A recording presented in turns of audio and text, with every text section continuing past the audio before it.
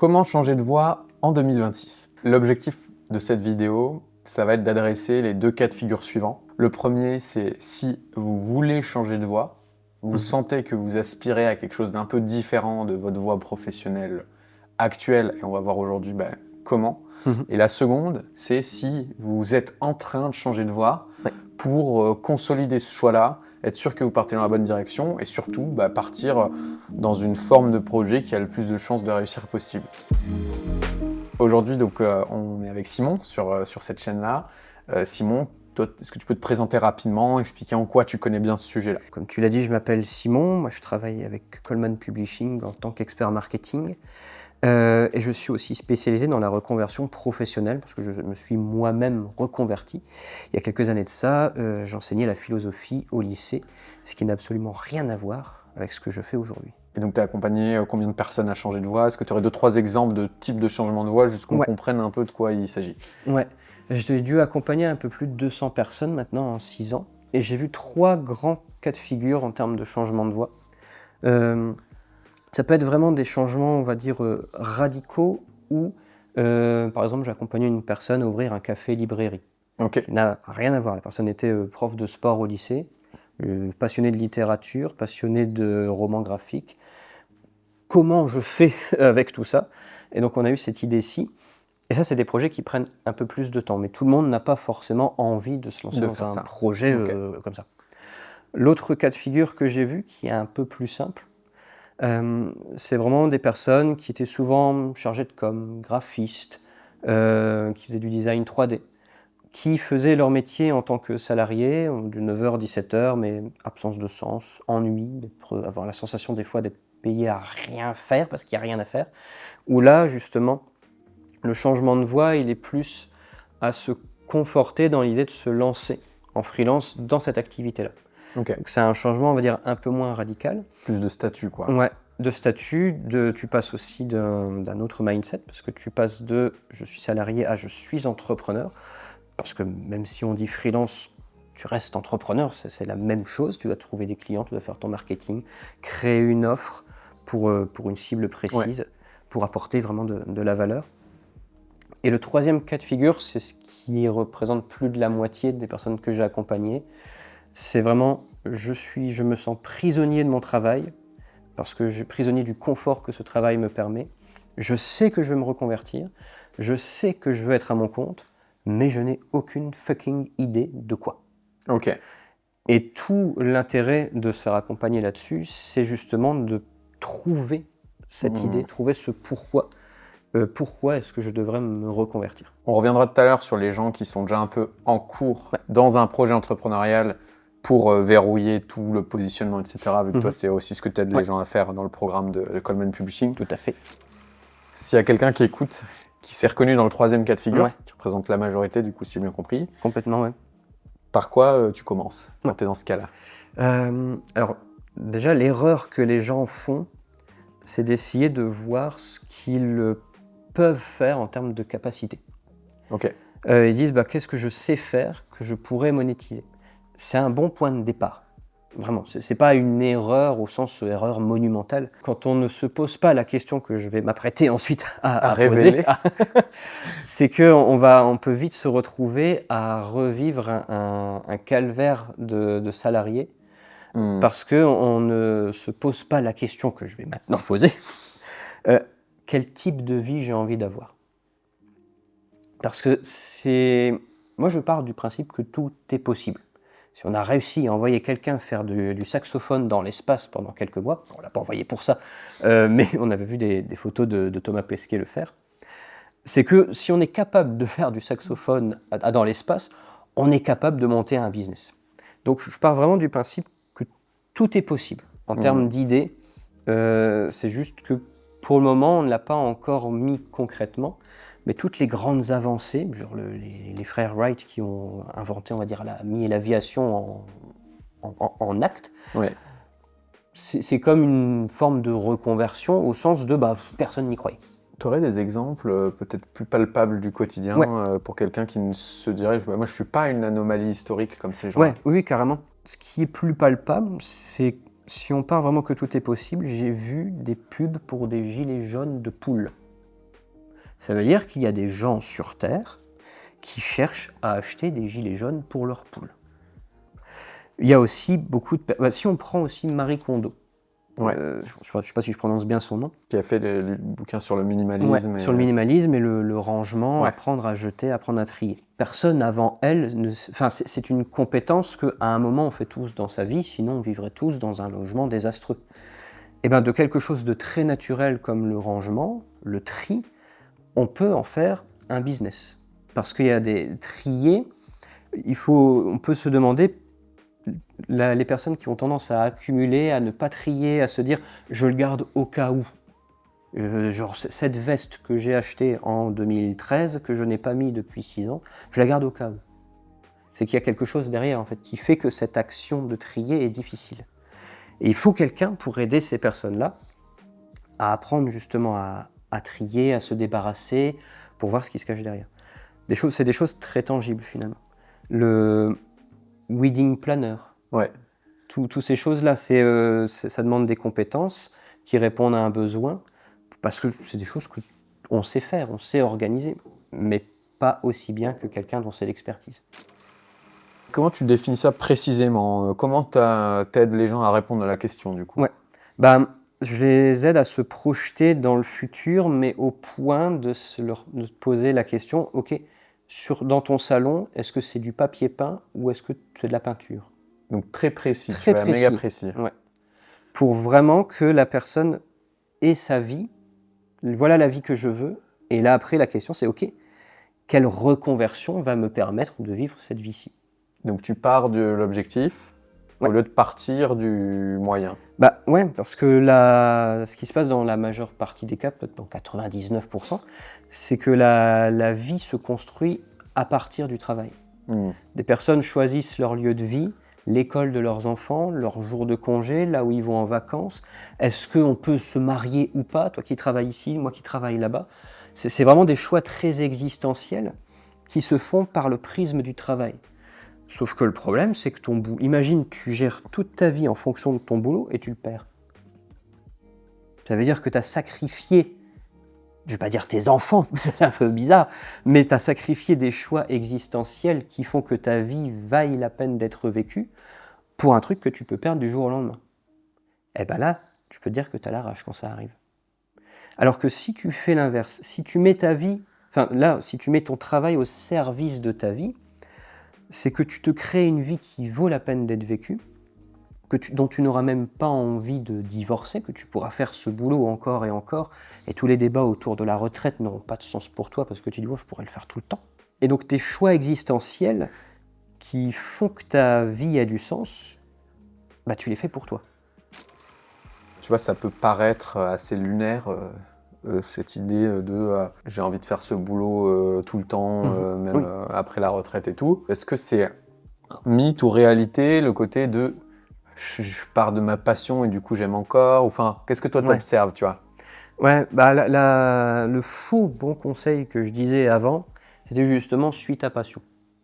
C'est pas une bonne idée en fait, et encore c'est pas une bonne idée dans la mesure où une passion doit rester une passion. C'est que tout le monde n'a pas de passion. Ouais, tout le monde n'a pas de passion. Tout le monde n'en a pas, on n'a pas besoin d'en avoir. Et le problème avec ce conseil-ci, c'est que les personnes ont tendance à se mettre la pression de dire « ah mais j'aime rien de particulier qui me donnerait envie de me lever le matin ». Et ça, c'est pas grave parce que, en fait... C'est culpabilisant. Déjà, c'est culpabilisant parce qu'on voit sur les réseaux plein de gens passionnés par ce qu'ils font et donc on pense que tout le monde a une passion. Et la personne qui n'en a pas, se sent un peu con. Mais en fait, d'où la question de quel type de vie tu as envie de vivre, parce que ce qui passionne les gens dans la reconversion, je ne suis pas passionné par la reconversion en tant que telle. Je lis pas les rapports de France Travail sur le top 5 des métiers qui embauchent pour votre reconversion. Je dis pas, quelle lecture!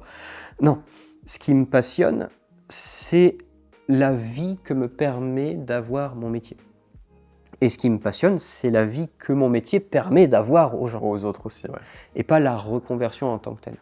Donc c'est pas l'acte en tant que tel, la compétence, le choix en tant que tel, c'est qu'est-ce que ça va te permettre toi d'avoir et de toi d'engendrer, quoi. C'est ça.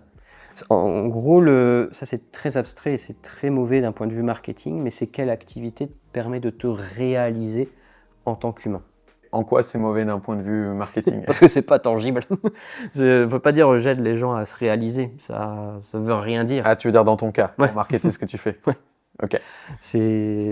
Mais la vraie reconversion, c'est vraiment les actions qui permettent de devenir ce que nous sommes. Quand tu as une personne qui s'est posé toutes les questions, a dessiné un peu sa vie souhaitée, et commence à réfléchir à bon, bah, comment j'y vais? Qu'est-ce que vous faites après? Comment tu l'aides après? Là, on décèle en fait toutes les compétences dont elle n'a pas idée. Parce qu'une personne qui fait pendant 3-4 ans son boulot, déjà elle ne s'imagine pas gagner de l'argent en dehors de faire le boulot qu'elle fait, ce qui est normal. Et elle ne s'imagine pas être capable de faire autre chose que ce qu'elle fait. Ce qui est normal aussi. Mais les choses que l'on apprend, notre cerveau est tel qu'on est en constant apprentissage. Tu vois, si on prend la langue maternelle qu'un enfant va parler, il ne se dit pas, bah, allez, pendant 4 heures, je vais apprendre le français. Non, c'est en continu, ce qui fait que par de la plasticité cérébrale, des trucs que je ne maîtrise pas, au bout d'un moment, la personne parle. C'est pareil avec n'importe quel type de compétence, il faut que ça devienne familier. Le problème, c'est que comme c'est tellement familier dans la vie des gens, dans leur quotidienneté, ils ne pensent pas que c'est une compétence. Mais savoir écouter, tout ce qui est de l'ordre de savoir-être, savoir écouter, savoir conseiller, savoir prendre du recul, faire preuve de patience, s'organiser, un esprit synthétique, etc., analytique, ça, c'est des choses qui sont tellement ancrées qu'on n'imagine pas que ça peut être utile au service de quelqu'un. Donc ça, c'est vraiment un premier temps, on décèle déjà ce qu'on appelle les expertises naturelles. D'accord. C'est des choses que l'on fait de manière tellement naturellement qu'on ne sait même pas que c'est une expertise. Okay. Et une fois qu'on a décelé ça, on voit ensemble qui a besoin de cette expertise-là et comment est-ce qu'on package tout ça. Est-ce qu'on reste aux expertises naturelles ou est-ce qu'il faut aller chercher autre chose? Parce que là, par exemple, savoir écouter, esprit de synthèse, etc. Ok, peut-être que j'ai des appétences, mais je ne vois pas encore comment je vais en faire une activité. Tu vois? Oui, bien sûr. Ça, c'est vraiment le second temps où, donc, première étape, la clarté sur ce qu'on sait faire, ce qu'on peut faire, ce qu'on sait déjà faire. Et la deuxième étape, c'est qui en a besoin. En gros, je sais écouter, qui a besoin d'être écouté. Je sais organiser, qui ne sait pas s'organiser. Et on le rattache toujours à ce que j'appelle une appétence plutôt que passion. C'est des choses qu'on aime bien. Par exemple, il y a une personne qui était très douée pour faire de la com, pour s'organiser, pour vraiment créer du contenu beau et attractif. Elle dit, ok, je sais faire ça, mais qu'est-ce que j'en fais? Ah bah j'aime beaucoup les fêtes, j'aime beaucoup les mariages, j'aime beaucoup tout ce qui est l'événementiel, etc. Ok, bah pourquoi pas créatrice de contenu pour les wedding planneurs, planeuses qui sont débordés, qui n'ont pas le temps de créer leur contenu. Ce qui allie un savoir-faire avec une appétence, mais la personne n'est pas passionnée non plus par le mariage. Ouais, il n'y a pas la pression de se dire ça doit être le truc de ma vie. Non, tout se joue pas là, mais c'est suffisamment plaisant pour y aller. Parce que, encore une fois, ce que la personne kiffe au final, c'est le fait de la liberté que permet aussi d'entreprendre. Ok, donc j'ai mes appétences, je sais au service de qui je veux les mettre. Ensuite, qu'est-ce que je fais pour en faire une activité viable?